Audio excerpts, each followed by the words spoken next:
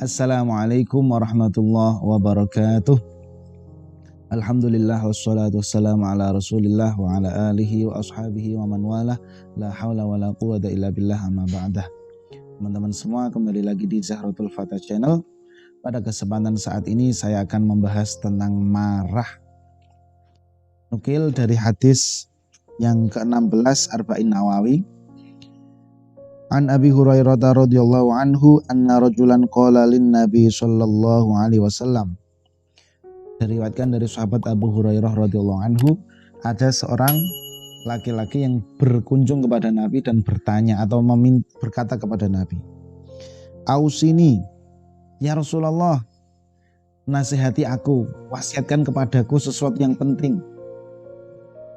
Kemudian Nabi mengatakan, "Qala la taghdab." Jangan marah. Faraddada miraran qala la taghdab. Rawahu al-Bukhari. Nabi mengulanginya sampai beberapa kali, la taghdab, jangan marah. Jangan marah. Ketika Nabi ditanya oleh sahabat yang lain, barangkali jawaban Nabi akan berbeda. Itulah salah satu kelebihan yang dimiliki oleh Nabi Muhammad SAW. Beliau akan memberikan nasihat kepada seseorang sesuai dengan karakter seseorang tersebut, sesuai dengan kepribadian dan masalah yang dihadapi oleh seseorang tersebut. Teman-teman semua, ini adalah ajaran Nabi yang beliau sampaikan dengan kalimat yang sangat singkat, tapi penuh makna dan juga tidak mudah untuk kita melaksanakannya. Tapi insya Allah dengan izin Allah kita akan bisa melaksanakannya. Nabi menasihatkan la taghdab, jangan marah. Teman-teman semua, kenapa kok ajaran agama melarang kita untuk marah, terutama marah yang berlebihan? Terus apakah marah tidak boleh sama sekali? Padahal marah itu kan bawaan manusia. Akan kita bahas pada kesempatan saat ini. Pertama, akhlak seorang muslim. Kanjeng Nabi Muhammad SAW mengajarkan kepada kita agar kita mudah memaafkan dan agar kita bisa menahan diri. Ketika seseorang marah, kemudian dia meluapkan kemarahannya dengan kata-kata yang kotor atau kata-kata yang keras, kemudian diiringi dengan perbuatan yang anarkis, menyakiti orang lain, maka dia dalam keadaan tidak bisa lagi mengendalikan dirinya sendiri.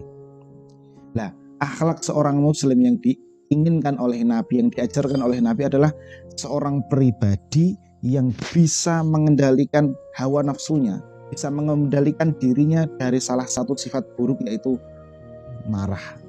Karena ketika seseorang marah dan meluapkan semuanya, maka yang terjadi adalah nanti akan terjadi kerusakan, akan terjadi penyesalan. Setelah dia selesai marah kan nanti biasanya menyesal. Misalnya seseorang yang sedang marah kemudian memecahkan HP-nya, dibanting. Ketika dia marah mungkin puas, tetapi ketika setelah selesai marah dia akan menyesal karena melakukan hal itu. Atau kita sedang marah kemudian membentak anak kita, membentak istri atau membentak teman kita, mungkin kita puas bisa membentak itu, tapi setelahnya kita akan menyesal kenapa kita melakukan itu. Akhlak Nabi mengajarkan agar kita tidak mudah marah dan bisa mengendalikan diri. Itu yang pertama. Yang kedua,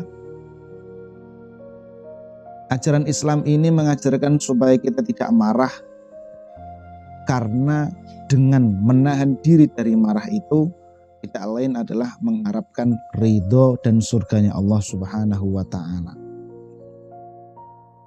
Jadi karena menahan marah ini adalah sebuah pekerjaan yang tidak mudah karena melawan hawa nafsu kita ini, maka memang pahalanya besar di hadapan Allah Subhanahu wa Ta'ala. Karena ini termasuk mujahadatun nafsi, berjihad melawan hawa nafsu. Kan banyak, termasuk kita puasa kan berjihad melawan hawa nafsu. Kita menjaga pandangan, menjaga sikap kita terhadap lawan jenis itu juga termasuk berjuang melawan hawa nafsu. Lah, menahan marah itu juga termasuk juang berjihad melawan hawa nafsu. Kemudian yang ketiga, marah itu adalah pangkal dari segala bentuk kejahatan. Bagaimana tidak? Ketika seseorang sudah marah, maka kemarahannya bisa tadi saya sampaikan di awal bisa dilampiaskan dengan perbuatan anarkis dan lain sebagainya, bahwa kan ketika dia marah kemudian bisa memancing emosi lawan yang lain, kemudian sampai terjadi perkelahian, sampai terjadi pembunuhan. Naudzubillah min dzalik. Betapa banyak peperangan yang terjadi di dunia ini hanya karena disebabkan oleh kemarahan 1-2 orang yang kemudian bisa merebak. Semua orang bisa ikut marah, terprovokasi sehingga terjadi perang. Nah, karena itu marah ini memang benar-benar dilarang oleh Nabi. La taghdab, sampai diulangi berkali-kali, la taghdab, la taghdab. Kemudian yang keempat, mungkin orang yang sedang marah dan dia bisa mengintimidasi orang lain, bisa menekan atau mungkin bisa menyakiti orang lain, seolah-olah dia adalah pemenang. Tapi sebenarnya dia adalah orang yang kalah. Dalam kitab ini disebutkan bahwa marah itu adalah kelemahan dan memaafkan itu adalah kekuatan.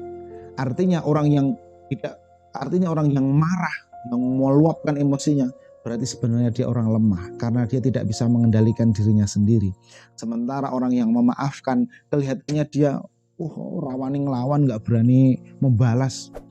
Karena dia memaafkan, kelihatannya dia lemah, tapi sebenarnya dia adalah orang yang kuat karena dia bisa menundukkan hawa nafsunya sendiri. Teman-teman semua yang dirahmati oleh Allah Subhanahu wa taala, tentu kemudian kita akan bertanya, lah terus bagaimana kita mengendalikan emosi kita, bisa mengendalikan amarah kita? Tidak dipungkiri siapapun pasti ya punya hawa nafsu dan punya amarah. Tetapi ajaran-ajaran agama menuntun kita untuk mengendalikan itu. Menghilangkan sama sekali tidak mungkin, tapi mengendalikannya pasti mungkin. Pertama adalah dengan latihan bersabar. Ya ini rumusnya yang diajarkan Nabi, ya begini, latihan bersabar. Suatu saat ada seorang kafir yang dia itu mendatangi Nabi, namanya Zaid bin Sonah kalau nggak salah ini. Dia itu pengen ngetes Nabi. Katanya Muhammad itu orang yang pemaaf, katanya dia itu nggak pernah marah kalau dijahili. Lah Zaid ini kemudian mendatangi Nabi sambil membentak-bentak, karena dalam riwayat ini disebutkan Nabi punya hutang beberapa gitu sama Zaid, ini dibentak-bentak supaya segera nyaur utangnya. Dibentak-bentak seperti itu. Padahal Nabi sedang berada di hadapan para sahabat yang lain. Nah, itu waktu itu Umar bin Khattab marah dan pengen mungkin memukul Zaid ini. Tetapi oleh Nabi ditahan, jangan, biarkan dia. Setelah selesai Zaid ini membentak-bentak Nabi, kemudian Nabi menjawab, mohon maaf, baik saya akan segera lunasi utangku, kemudian ini saya tambahkan uang untukmu. Lah dari sifat Nabi yang pemaaf, yang tidak terpancing emosi itu, justru malah Zaid yang dulunya belum Islam itu masuk Islam. Karena apa? Karena terpesona dengan akhlak Nabi Muhammad SAW yang dia tidak terpancing emosinya meskipun dikata-katai, padahal Nabi di sampingnya adalah para sahabat yang lain. Jadi yang pertama adalah latihan bersabar. Yang kedua, mengingat bahwa orang yang bisa menahan amarahnya itu dijanjikan surga oleh Allah Subhanahu wa taala. Sebagaimana di dalam Al-Qur'an juz 4 itu Allah berfirman, a'udzubillahi minasyaitonirrajim, alladzina yunfiquna fis sarra'i wad-dharra'i wal kadhiminal ghaidha wal 'afina 'anil nas.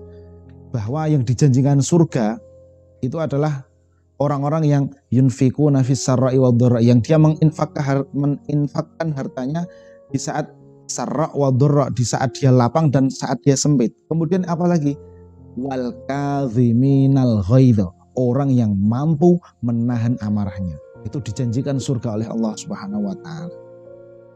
Ya, surga ini masih besok dan harus tetap dibicarakan supaya nilai-nilai religius kita itu tetap hidup di dalam hati kita.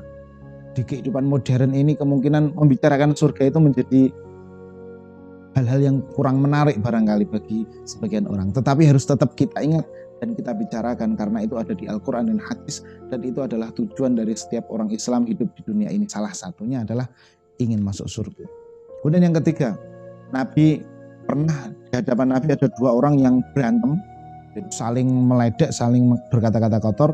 Kemudian Nabi mengingatkan, kalau seandainya di antara kalian ada yang mau mengucapkan ta'awud, maka tidak akan terjadi pertengkaran ini, yaitu a'udzubillahi minasyaitonirrajim.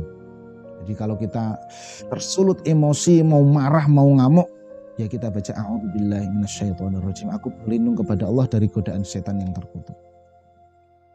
Kemudian yang keempat adalah merubah posisi. Jadi kalau posisi kita berdiri sedang marah, maka kita disuruh duduk.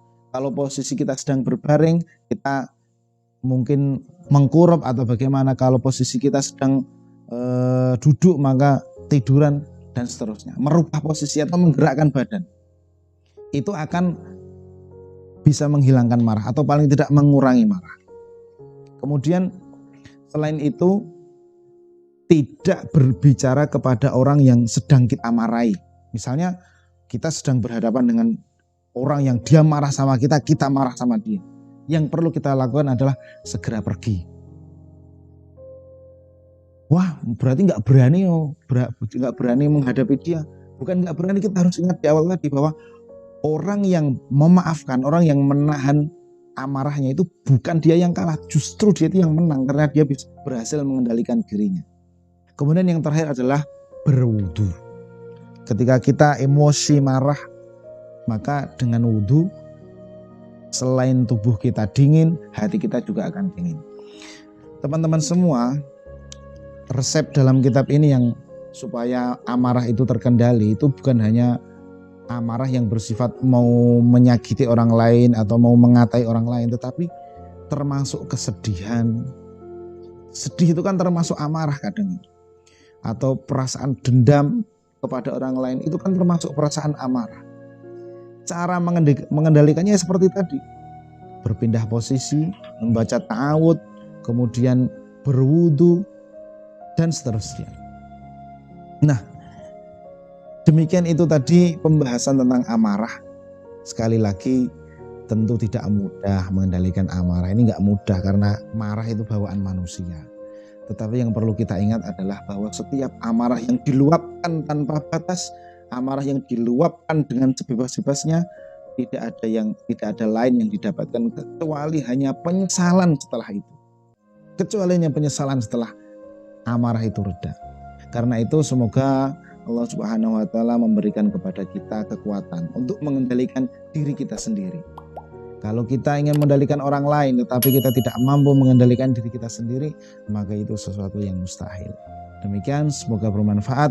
Wallahul muwaffiq ila aqwamit thoriq. Assalamualaikum warahmatullahi wabarakatuh.